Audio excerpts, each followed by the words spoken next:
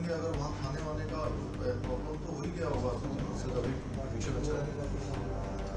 हम लोग करके आया था कुछ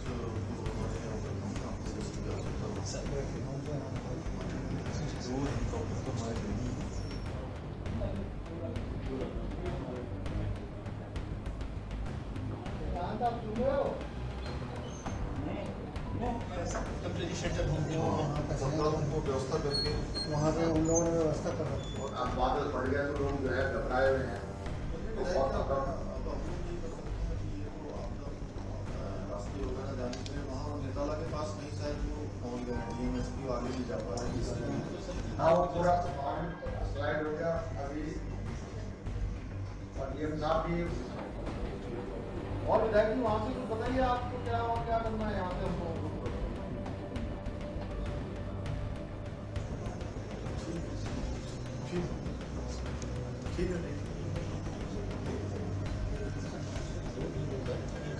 This is the location of the mudslide at the Dharali village.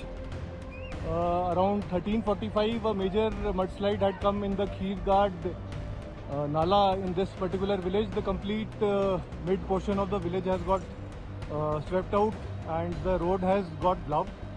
The villagers on both sides have been evacuated by the army column which reached on the ground. Presently, the villagers have been asked to stay away from this side as the mudslide is still continuing. One casualty has already been evacuated to the MI room of Harshil, and the rest of the efforts to locate the persons who have got swept away is ongoing. देखिए, धराली में आई आपदा के कारण मलबा काफी ज्यादा आ गया है और वहां पर बचाव के काम तेजी से चल रहे हैं।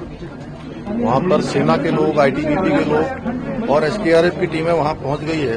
लगभग 70-80 लोगों को अभी सुरक्षित स्थानों पर निकाल भी लिया गया है। तो बड़ी मैं समझता हूं कि बहुत तेजी से ये बचाव का काम वहां पर हुआ है। इसके अतिरिक्त सभी विभाग यहां से कोऑर्डिनेशन में, सेना के साथ भी हम लोग लगातार कोऑर्डिनेशन में है, क्योंकि सेना के बेस कैंप के आसपास भी जो है ये मलबा आया है और कुछ सड़क मार्ग भी बाधित हुआ है। लेकिन डीएम और एसपी मौके पर पहुंच रहे हैं। नेताला के पास कुछ रोड खराब हो गया था। मौसम बड़ी चुनौती है, इस समय भी वहां पर बारिश हो रही है।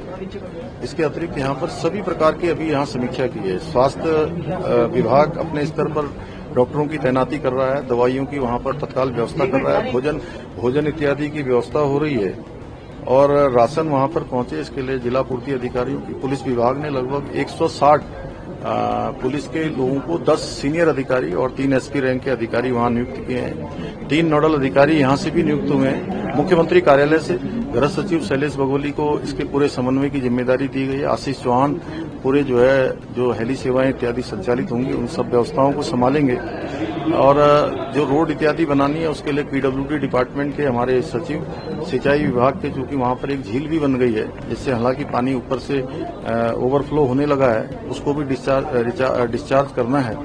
ऐसी सभी व्यवस्थाएं तत्काल पहुंचे। एक एक व्यक्ति की जान हमारे लिए बहुत महत्वपूर्ण है।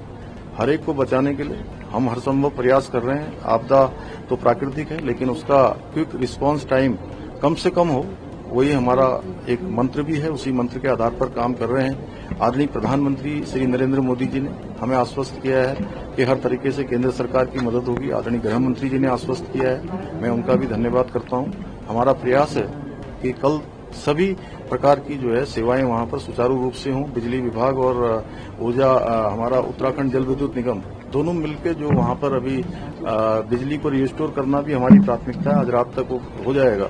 इसके साथ साथ टावर भी वहां पर जो इससे प्रभावित हुआ है, जिसके कारण से कनेक्टिविटी की, फोन इत्यादि की जो इंटरनेट सुविधाएं वहां पर बाधित हुई हैं, उसको भी हम लोग तत्काल कर रहे हैं। और भी जैसा यथाकाल देश परिस्थिति और मुआवजे इत्यादि जो भी जिन लोगों के साथ भी ये प्राकृतिक आपदा का सामना जो कर रहे हैं, सरकार उनके साथ खड़ी है। एक एक व्यक्ति के साथ सरकार हर व्यवस्था को आगे करेगी और उन सबके साथ जो सहयोग है हर प्रकार की सहायता करेगी।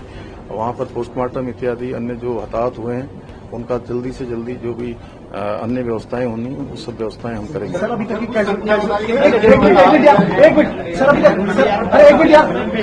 कितनी कैजुअलिटी रिपोर्ट हुई है, कितने लोग फंसे हुए हैं और जब लोग फंसे उनको निकाल रहे हैं? देखिए अभी तक 70 लोगों को हमारे उस गांव से वहां से उस नगर से निकाला गया है और सभी लोगों को निकालने की कार्रवाई हो रही है। सुरक्षित स्थानों पर उनको पहुंचा दिया है। सभी इस प्रकार की जो व्यवस्थाएं वहां पर सेना और आईटीबीपी और एसडीआरएफ के लोग मिलकर कर रहे हैं। हमारी प्राथमिकता है एक एक व्यक्ति जो उसमें फंसा है उन सबको बाहर निकाला जाए। यात्रा को लेकर डिसीजन जो गंगोत्री रूट है या वहां पे यात्रा नहीं, कल हमने वहां पर स्कूल इत्यादि इमरजेंसी सेवाओं को छोड़कर हमने कहा है कि सभी सेवाएं वहां पर जो है सरकारी रूप से उनको अभी बंद किया जाएगा और जब तक सभी स्थिति सामान्य नहीं होती है तब तक जो है इमरजेंसी सेवाएं वहां पर चलेंगी। आप खुद भी दौरा करने वाले? हाँ, मैं 2 दिन वहां दौरा करूंगा। मैं कल वहां से रहूंगा क्योंकि मौसम जैसा होगा। सेना से भी हमने हेल्प मांगी है कि एमआई हेलीकॉप्टर हमको मिल जाएंगे तो कुछ राशन पैकेट इत्यादि हम वहां पर लोगों को डालेंगे, ड्रॉप करेंगे और जिन लोगों को रेस्क्यू करना होगा उनको रेस्क्यू भी करेंगे। पिक्चर गई है पूरी, यहाँ जिस तरह आज आपदा आई है पूरे देश भर में तस्वीर गई है, आप जो देश भर में लोग देख रहे हैं उनको क्या?